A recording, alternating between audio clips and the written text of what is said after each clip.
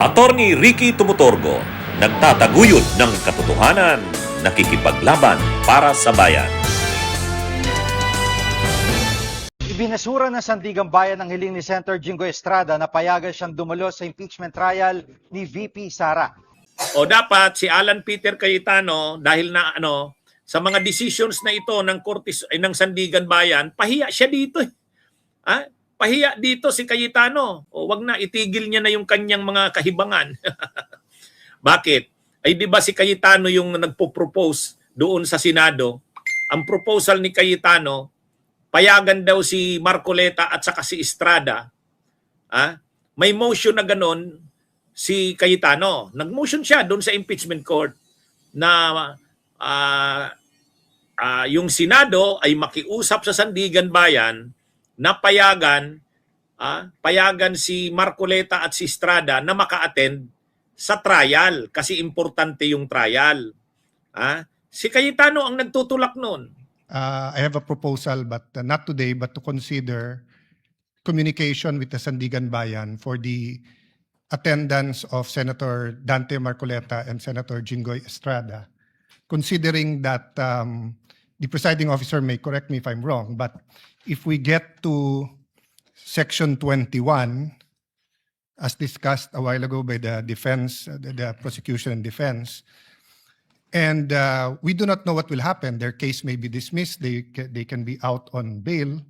So we want them to be able to participate and observe the witnesses as senator judges here.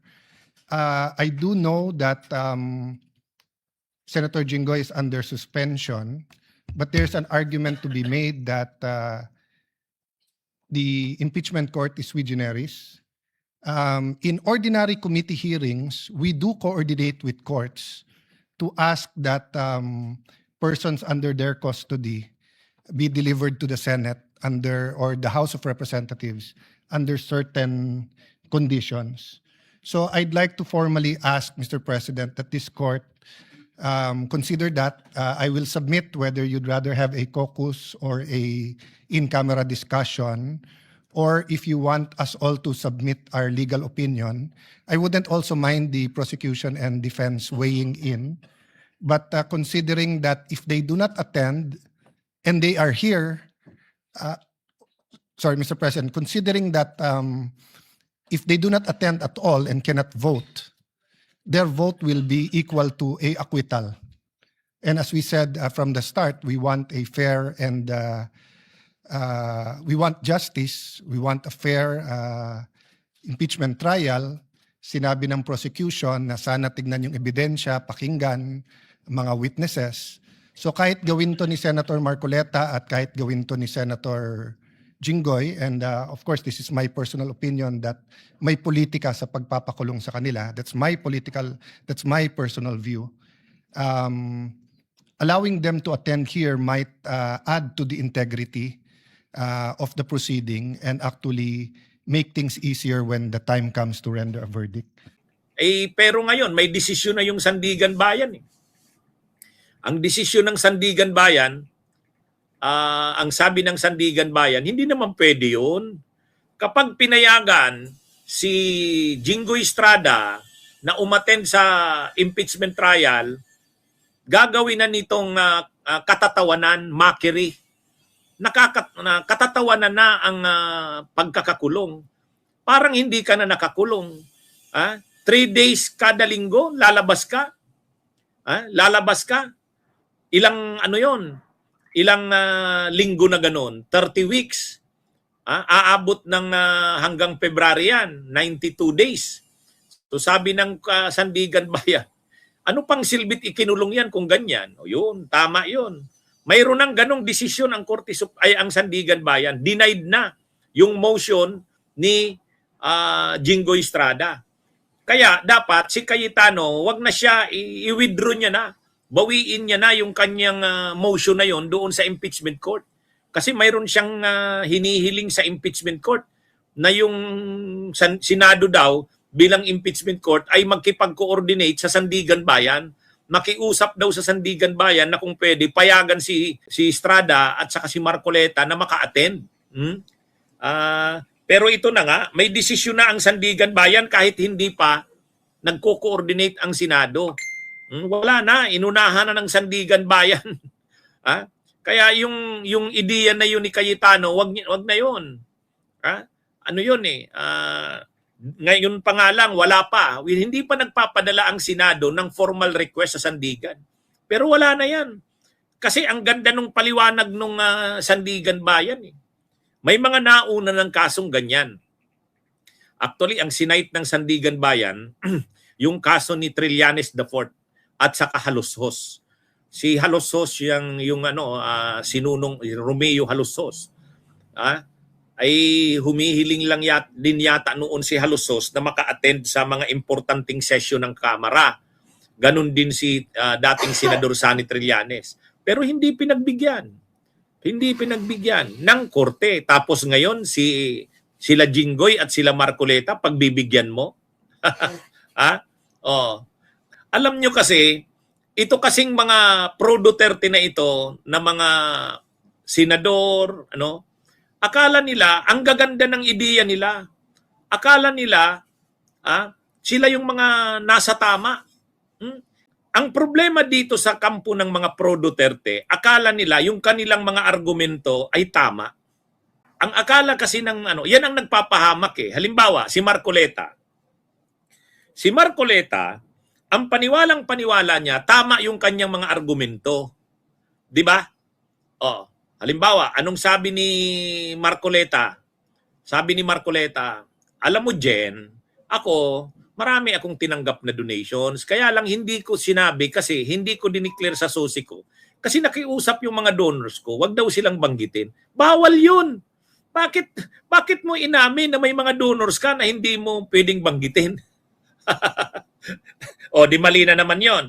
Sumunod na naman na depensa niya, binanggit niya. Kasi kailangan niya talagang sabihin na may donor siya. Pinangalanan niya. Sila Mike Defensor nga, yung Biray, saka yung Espirito. Ang palusot niya na naman, natanggap ko yan, hindi pa ako kandidato, January pa, ay ang start ng campaign February. So technically, hindi pa ako dapat mag-declare sa susi niyan. Tama ba yon? Yes, tama. Ang problema, tinanggap mo yon, congressman ka. Bawal yun. Kaya nga kahit si Panelo, sabi rin ni Panelo, ano ba naman to si Marcoleta?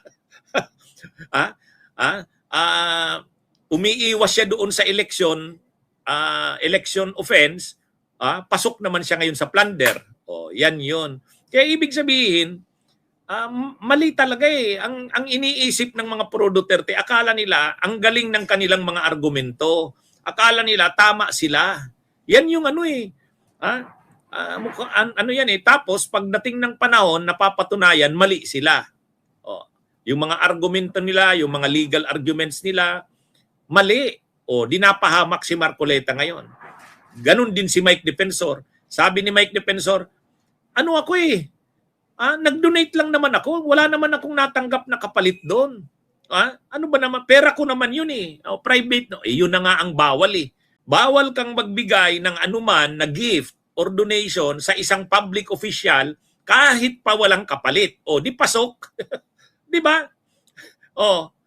Ano na sila? Nakulong na sila. Ay kung maayos yung kanilang mga argumento, hindi sila mapapahamak eh. Ang problema kasi yung yabang.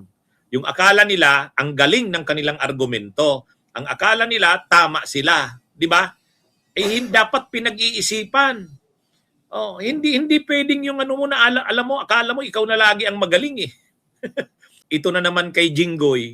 Ang argumento na naman ni Jinggoy, napaka-importante ng impeachment. Napaka-importante ito. Kaya dapat kaming maka-attend doon. Kahit pa naman napaka-importante ng impeachment, pero nakakulong kayo eh.